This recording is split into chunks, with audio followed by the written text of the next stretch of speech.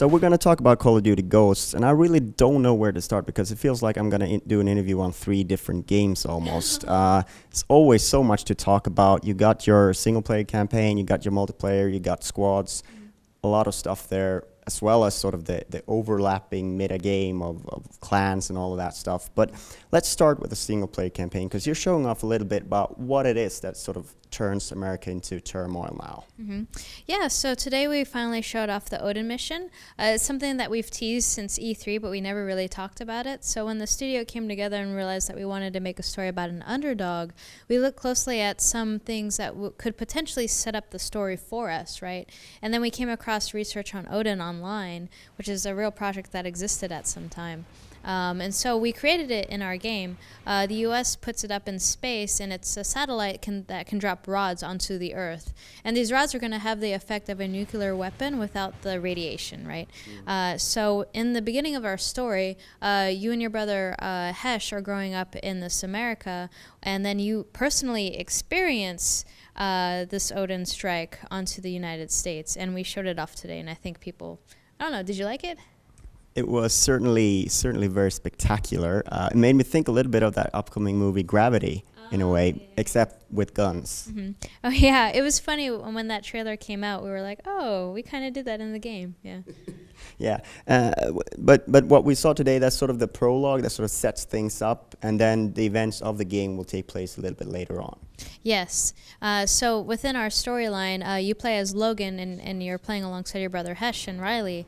And you're growing up in this U.S. You experience this event when you're about 18 years old, when you're a teenager, and then our story really kicks off 10 years later when you're much older. You've matured, you've grown up in this new America that has limited resources, the government's barely holding on, there's hardly any military left, and you're fighting in the resistance, basically trying to survive and fend off what you have left from the Federation, which are a new superpower that came from South America.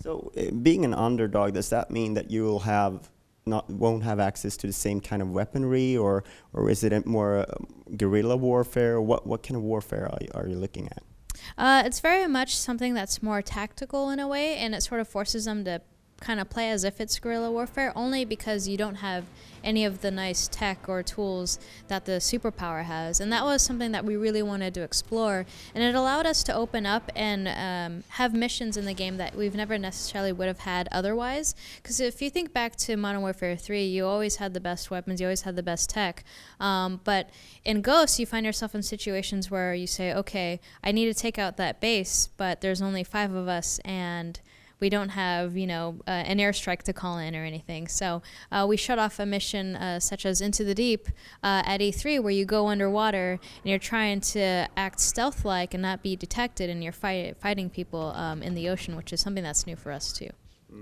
And I think everyone was, I don't know if you were shocked by how popular Riley got when you announced him and sort of showed him off.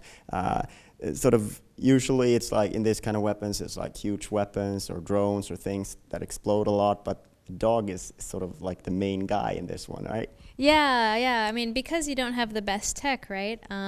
We wanted to have a dog in the game, but in the beginning, when we wanted to have Riley, we didn't really know what his role would be in the story or how we would really flesh him out until we brought in Navy SEALs, and they brought in their dogs that have served overseas. And when you got to meet these dogs, we played with all their gear. We got to see it and feel it in our hands, and we realized that they really do have a bulletproof vest. They really do have a camera that pops up in the back, and the military can look at a screen and send these dogs in to do recon late at night, and they're never detected. It's crazy, some of these stories that they've told us, and that really inspired what Riley is today. But when we saw the reaction that fans had towards Riley, it kind of cracked us up, because we didn't really know what to expect, right? You just put a game out there and you're like, oh my god, I hope people like it. And then we saw all this fan art coming in. There's YouTube cartoons about him, so it's really funny just to see all this stuff. And of course, he's in multiplayer as well, or a guard dog is. Was that always the plan, or was that something you added when you saw how popular Riley got? Well, it definitely helped motivate us to really sort of flesh out how much the guard dog had an impact in the game as a kill streak. We knew we wanted to put him in, we just didn't know where he would fit. So we found that it worked best as an assault kill streak. The cool thing about the guard dog is that he'll follow you around no matter what you decide to do. So if you decide to stand in a corner, he'll sit there with you and try to protect you. And he'll bark or growl if there's enemies nearby, even if you can't see them. So there's been situations I've been in at work where my dog's barking and I look upstairs and I'm like, okay, there's someone probably up there. I go up and I shoot them. So it's pretty cool. I love using the guard dog. So speaking of multiplayer, if we take that, a topic that's quite recently gotten a lot of attention is the sniping and whether quick scoping and that will be available in the new game and how you're taking that. You also doing the dual vision thing with the sniping rifles.